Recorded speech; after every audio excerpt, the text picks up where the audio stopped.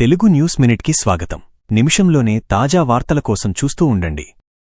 బంగాళాఖాతంలో ఏర్పడిన మొంథా తుపాను కాకినాడ పరిసరాల్లో తీరాన్ని తాకే అవకాశముందన్న వాతావరణ శాఖ హెచ్చరికల నేపథ్యంలో ఉప ముఖ్యమంత్రి పవన్ కళ్యాణ్ శనివారం కాకినాడ జిల్లా కలెక్టర్తో టెలికాన్ఫరెన్స్ నిర్వహించారు.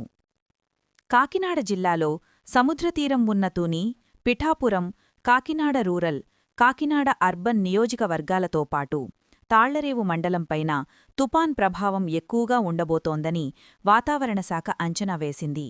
ఈ విషయంపై చర్చించారు.